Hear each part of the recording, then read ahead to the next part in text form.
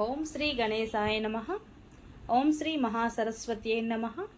ఓం శ్రీ సీతారామాభ్యో నమః. శుక్లాంబరధరం విష్ణుం శశివర్ణం చతుర్భుజం ప్రసన్నవదనం ధ్యాయేత్ సర్వవిఘ్నోపశాంతయే. కూజంతం రామ రామేతి మధురం మధురాక్షరం ఆరుహ్య కవితాశాకం వందే వాల్మీకి కోకిలం. రామాయ రామభద్రాయ రామచంద్రాయ వేధసే రఘునాథాయ నాథాయ సీతాయ పతయే నమః. హరే కృష్ణ. అందరికీ నమస్కారం.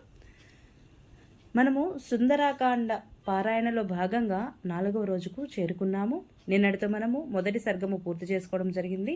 ఇక ఈరోజు 2వ సర్గము ప్రారంభించబోతున్నాము. 2వ సర్గంలో మనకు లంకానగర వర్ణనము, అందు ప్రవేశించు విషయమున హనుమంతుని యొక్క ఆలోచన, లఘురూపమున అతడు నగరమున ప్రవేశించుట మరియు చంద్రోదయం గురించి ఈ సర్గలో తెలుసుకోబోతున్నాము. చాలా చాలా అద్భుతంగా ఉంటుంది. జాగ్రత్తగా స్కిప్ చేయకుండా చివరి వరకు చూడండి, చాలా బాగుంటుంది. హరే కృష్ణ. మహాబలశాలి అయిన ఆ హనుమంతుడు ఇతరులకు ఎవ్వరికినూ దాటసఖ్యముగాని సాగరమును అవలీలగా లంఘించి స్వస్థ చిత్తుడై చిన్నగా త్రికూట పర్వత శిఖరముపైనున్న లంకా నగరము మీదికి తన దృష్టిని సారించెను. పరాక్రమశాలి అయిన ఆ హనుమంతుడు అచట త్రికూట పర్వతముపై నిలిచియుండగా వృక్షములు ఆయనపై పుష్పములు వర్షించెను. అప్పుడతడు పుష్పమయ విగ్రహుడై వాసించెను. మిక్కిలి పరాక్రము గలవాడును ప్రజ్ఞాశాలి అయిన హనుమంతుడు 100 యోజనముల సముద్రమును లంఘించియు కూడా అలసటను ఏమాత్రము పొందలేదు. చెక్కు చెదరకుండా ఉండెను. పైగా ఒక్క నిట్టూర్పు కూడా విడువలేదు. 100 కొలది యోజనముల దూరమునైనను నేను సులభముగా లంఘింపగలను. కేవలము ఒక్క 100 యోజనములకు పరిమితమైన ఈ సాగరము నాకొక లెక్కయా అని అతడు అనుకొనెను. ఆ మారుతి పరాక్రమవంతులలో శ్రేష్ఠుడగుటచేగాక లంఘింపగలవారిలో కూడా సర్వోత్తముడు. అట్టి వేగము గలవాడైన అతడు మహాసముద్రమును దాటి లంకకు చేరెను. అచ్చటి వనములు నల్లని పచ్చిక బయళ్ళు కలిగి సువాసనలు వెదజల్లుచుండెను. వాటి మధ్య అక్కడక్కడ గండశిలలు ప్రశస్తమైన వృక్షములను కలవు. అట్టి వనములయందు అతడు సంచరించెను. వానరోత్తముడగు మహాతేజస్వి అయిన హనుమంతుడు చెట్లతో నిండిన పర్వతముల మీదను పుష్పించిన వనముల మధ్యను తిరుగాడెను. పవనసుతుడు ఆ త్రికూట పర్వతముపై మసలుచు అచటి వనములను ఉపవనములను ఆ పర్వత శిఖరముపైనున్న లంకా నగరమును తిలకించెను. ఆ కపివరుడు అచటి దేవదారు వృక్షములను, కొండగోగు చెట్లను, బాగుగా పుష్పించిన ఖర్జూరపు చెట్లను, మోరటి నిమ్మ వృక్షములను, కొండమల్లె మొగలి పొదలను, సువాసనలను వెదజల్లు పిప్పలి చెట్లను, కడిమి ఏడాకుల అరటి, వేగిస కాంచన వృక్షములను, పుష్పించిన గన్నేరు చెట్లను, పూల భారముతో వంగినవియును, మొగ్గ తొడిగినవియును, వివిధములగు పక్షులతో నిండినవిను, గాలి తాకిడికి తలలూపుచున్నట్లుగా ఉన్నయును ఇతర వృక్షములను గాంచెను. హంసల తోడను, కారండవ పక్షుల తోడను కూడినయు, పద్మముల తోడను, కలువల తోడను ఒప్పుచున్న దిగుడు బావులను, రమ్యములైన వివిధములగు విహార ప్రదేశములను, అన్ని ఋతువుల యందును పుష్పించు ఫలించు వృక్షములతో చుట్టూను వ్యాప్తములయ్యున్న పలు విధములగు జలాశయములను, మిక్కిలి మనోహరములైన ఉద్యానవనములను ఆ కపివరుణుడు దర్శించెను. సర్వశుభ లక్షణ సంపన్నుడైన హనుమంతుడు రావణుడిచే పరిపాలింపబడుచున్న లంకను సమీపించెను. కనువిందుగాంచుచు పద్మముల చేతను కలువల చేతను కూడిన అగర్తలతో ఆ లంక వెలసిల్లుచుండెను. సీతాపహరణము కారణముగా శ్రీరామునకు భయపడుచున్న రావణునిచే అది ప్రత్యేకముగా రక్షింపబడుచుండెను. ఉగ్రములైన ధనస్సులను చేతబూనిన రాక్షసులు దాని రక్షణకై చుట్టూను సంచరించుచుండెరి. బంగారు ప్రాకారములతో ఆవృతమై శరత్కాల మేఘము వలె స్వచ్ఛములై గృహ సదృశములై ఆకాశమంటుచున్నట్లుగా గృహములతో ఆ మహానగరము రమ్యముగా విలసిల్లుచుండెను. ఆ లంకా నగరము స్వచ్ఛములైన విశాలములైన ప్రధాన వీధులతో అలరారుచుండెను. ఆ అసంఖ్యాకములైన మహోన్నత హర్మ్యములతో పతాక ధ్వజములతో శోభిల్లుచుండెను. దివ్యములైన బంగారు తోరణములతోడను చిత్ర విచిత్రములైన లతాపంక్తులతోడను ఒప్పుచున్న ఆ లంకానగరము స్వర్గమునందలి అమరావతి వలె భాసిల్లుచుండెను. అట్టి లంకానగరమును ఆ కపిశ్రేష్ఠుడు గాంచెను. స్వచ్ఛముగా అందముగానున్న భవనములతో ఆ లంకానగరము గిరిశిఖరమున నెలకొనియుండెను. అందువలన హనుమంతుడు దానిని ఆకాశమున అలరారుచున్న నగరముగా చూచెను. విశ్వకర్మచే నిర్మించబడి రాక్షసరాజైన రావణుడిచే పాలింపబడుతున్న ఆ పురము ఆకాశమున తేలియాడుచున్నదా అనున్నట్లు ఒప్పుచుండెను. అట్టి ఆ లంకను మారుతి దర్శించెను. విశ్వకర్మ పూర్తిగా మనసు పెట్టి నిర్మించిన ఆ లంకాపురి కోట ప్రాకారమే జగనము అంటే నడుమ అని.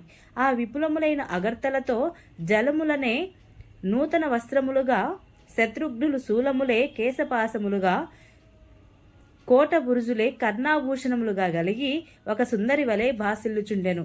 హనుమంతుడు అట్టి లంకాపురి యొక్క ఉత్తర ద్వారమునకు చేరి సీతాదేవిని దర్శించుట ఎట్లు అని ఆలోచింపసాగెను. ఈ నగరమున కైలాస శిఖర సదృశమై అంబరమును వరుసకొనుచు ఎత్తైన భవనములతో ఆకాశమును ఎగురుచున్నదా అనున్నట్లుగా శోభిల్లుచున్నది. నాగజాతులచే వ్యాప్తమై ఉన్న పాతాళ నగరము వలె భయంకరులైన రాక్షసులచే ఇది నిండియున్నది. మిక్కిలి స్పష్టముగా చక్కగా నిర్మింపబడి ఊహకందని శోభలతో విలసిల్లుచున్న ఈ నగరము పూర్వము కుబేరునిచే అధిష్ఠింపబడి ఉండెను. మహాసర్పములచే గుహవలే ఈ లంకానగరమును కోరలు గలవారును, చేతులలో శూలములు పట్టిసములు ధరించిన వారును, సూరులను భయంకరులు అయిన పెక్కుమంది రాక్షసుల చేత రక్షింపబడుచున్నది ఆ మహానగరము. ఆ లంకానగరము యొక్క మహారక్షణ వ్యవస్థను చూచి, దాని చుట్టూ గల సాగరమును చూచి, ఆ కపివరుడు రావణుడిని ఒక భయంకర శత్రువుగా భావించి ఇట్లు ఆలోచింపసాగాను. వానరులు ఇచ్చటికి వచ్చినను ఏమీ ప్రయోజనముండదు. ఏలననగా యుద్ధమున ఈ లంకను జయించుట దేవతలకు కూడా సఖ్యము కాదు. ఇతరులెవ్వరును తెరిపారా చూడరాని విధముగా కట్టుదిట్టమైన రక్షణ వ్యవస్థతో రావణుడు లంకానగరమును పరిపాలించుచున్నాడు. ఇది ఎంతటి వారికిను ప్రవేశింపసఖ్యముగానిది. శ్రీరాముడు ఒకే ఒక్క బాణముతో సప్తతాళ వృక్షములను భేదించెను, సప్తకుల పర్వతములను కూలద్రోసెను. ఆయన బాణము భూలోకాది సప్తలోకమును చొచ్చుకొని పోయి పాతాళలోకమును చేరి మరలి వచ్చి అది తునీరమున ప్రవేశించెను. అయినను మహాబాహువైన శ్రీరాముడు సైతము ఇట్టి లంకను చేరి ఏమి చేయగలడు? రాక్షసులను జయించు విషయమున వారి ఆసురీ ప్రకృతి కారణముగా సామోపాయమునకు అవకాశమే లేదు. వీరు అర్ధ సంపదలు కలవారగుట వలన దానము ఇచ్చుట పనిచేయదు. బలదర్పితులగుట వలన వీరి కడ ఖేదోపాయమునకు తావులేదు. వీరు బుద్ధి పరాక్రమున అగుట వలన ఇక యుద్ధమునకు వీరిని జయించుట అసాధ్యముగా కనపడుచున్నది. అనగా చతురుపాయములు వీరి ఎడల నిరర్ధకములు అని. అంగదుడు, నీలుడు, నేను దీశాలి అయిన సుగ్రీవుడు, బలిష్ఠులైన ఈ 4 వానరులకు మాత్రమే ఈ లంకలో ప్రవేశించుటకు సాధ్యమగును. సీత బ్రతికియున్నదా లేదా అన్నది ముందుగా తెలుసుకొనదగిన విషయము. ఆ జానకీదేవిని చూచిన పిమ్మటనే ఈ విషయమును గూర్చి ఆలోచించుట యుక్తము. శ్రీరాముని అభ్యుదయ కార్య సాధనయందే నిరతుడైన కపివరుడు ఆ గిరి శిఖరమునపై నిలిచినవాడై ఒక్క క్షణము ఇట్లు ఆలోచింపసాగెను. మిక్కిలి క్రూరులను బలిష్ఠులు అయిన రాక్షసులచే రక్షింపబడుచున్న ఈ రావణ నగరము నేనీ రూపముతో ప్రవేశించుట అసాధ్యము. ఈ రాక్షసులెల్లరూ తీక్షణమైన తేజస్సు గలవారు, మహాపరాక్రమశాలురు, మిక్కిలి బలవంతురు. సీతాన్వేషణకై వీరిని నేను వంచింపవలెను. అనగా వీరి కన్ను కప్పి కార్యమును సాధించుట ఎట్లు? కనపడు రూపమున వెళ్ళినచో నన్ను రాక్షసులు కనుగొందురు. కనపడిని రూపమున సీతాన్వేషణ చేయుట సాధ్యము కాదు. కావున నా ఈ మహాకార్యమును సాధించుటకై కనపడిని అంటే సూక్ష్మ రూపమును నేను ధరించవలెను. ఆ విధముగా ఈ లంకాపురిలో ప్రవేశించుటకు రాత్రియే నాకు తగిన సమయము. అట్టి ఈ లంకాపురిని చూచి అది సురాసురులకు దుర్భేద్యమైనదిగా భావించి హనుమంతుడు లంకలో అడుగుడుట ఎట్లు అని మరీ ఆలోచింపసాగాను.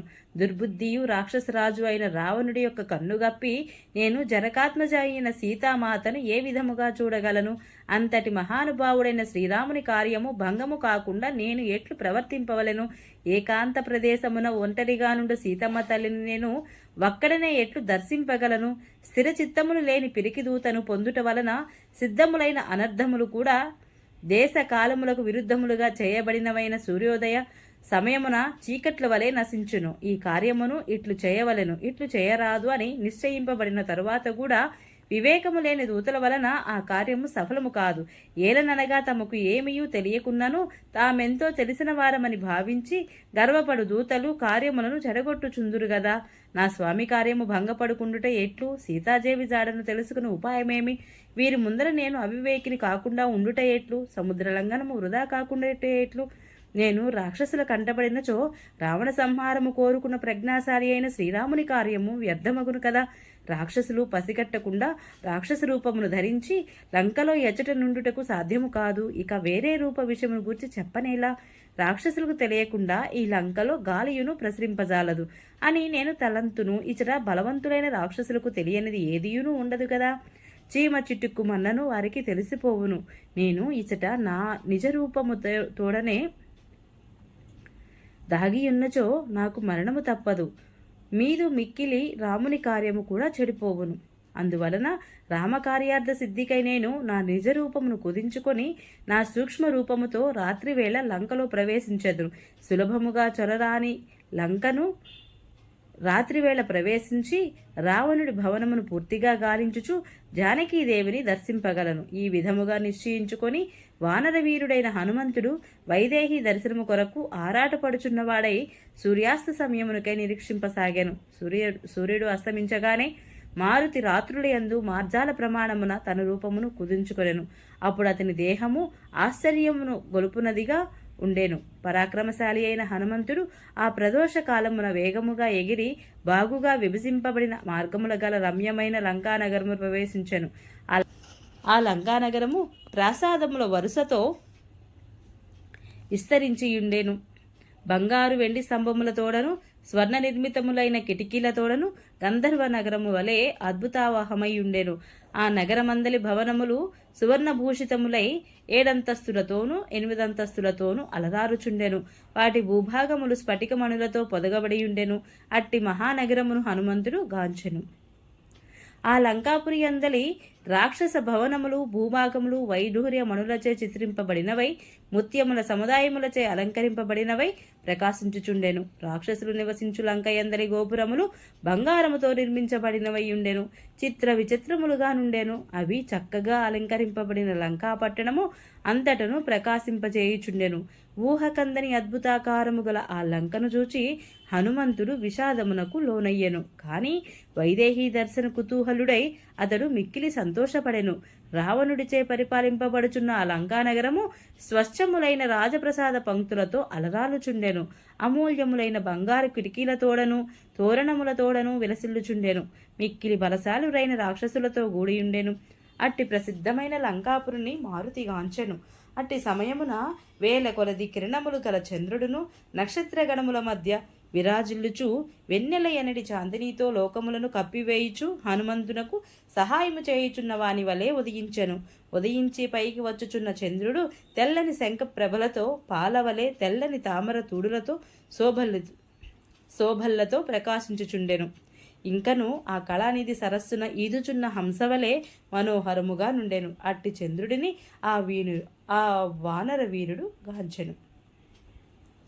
వాల్మీకి మహర్షి విరచితమైన ఆది కావ్యమైన శ్రీమద్ రామాయణములందరి సుందరకాండమునందు 2వ సర్గము సమాప్తము. హరే కృష్ణ. హరే రామ రామ రామ హరే హరే. హరే కృష్ణ కృష్ణ కృష్ణ హరే హరే. 4వ రోజు పారాయణము ఇంతటితో సమాప్తము. ఈ వీడియో మీకు నచ్చినట్లయితే please subscribe my channel, like, share, comment please. Thank you.